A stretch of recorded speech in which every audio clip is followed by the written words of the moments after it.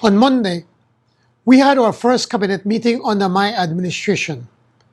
At this meeting, we received several briefings on matters of urgent priority, one of which was a briefing on the state of the government's finances and the overall economy. While in opposition, we had railed against the mismanagement and corruption by the past UDP government that you rightly and soundly rejected at the polls. The magnitude of mismanagement was verified at our briefing by the technocrats from the Ministry of Finance and the Central Bank of Belize. These technocrats jointly expressed that the government has been functioning with unsustainable fiscal and debt positions. The presentation to Cabinet by the technocrats revealed that central government's revenues have fallen by over $166.8 million, or by 24.9%. This is far worse than we had anticipated. Government has been borrowing to meet the monthly wage and pensions bill and other current expenses to the tune of around $30 million per month. As a result, central government's debt has jumped from 97.7% of GDP to 132.9% of GDP. In simple terms, the UDP government maxed out the credit card. We do not earn enough to pay our bills. We are more than double the internationally accepted debt to GDP threshold and the second highest in the Caribbean. This is unsustainable.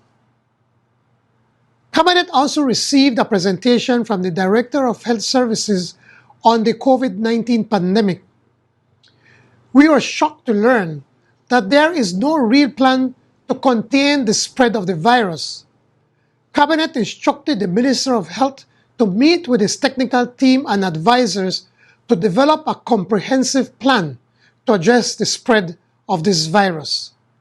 The plan will be presented to Cabinet at its next meeting on Tuesday. While we expected it to be bad, the depths of mismanagement are truly scandalous. In addition to the presentation from the Minister of Health and Wellness, Ministers of Infrastructure Development and Housing, and the Minister for Sustainable Development, Climate Change and Disaster Risk Management will be preparing reports and assessment for our next Cabinet meeting. This will put us in a more informed position as we move forward diligently and deliberately to restore confidence in our government and our economy. We are committed to turning things around and to using all our collective knowledge, skills, know-how, and creativity to do so. According to the Constitution of Belize, all CEO appointments are made by His Excellency the Governor General, acting upon the advice of the Prime Minister. To date, no CEO has been appointed. At the next Cabinet meeting, I will discuss with Cabinet the team of CEOs that will be responsible for the implementation of Plan Belize. As a nation, we're dealing with a number of serious issues, including rising numbers of infections and deaths from the coronavirus, thousands of Belizeans affected by flooding caused by two storms, and increasing unemployment.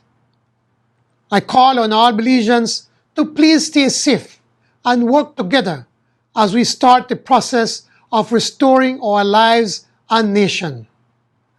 I thank you.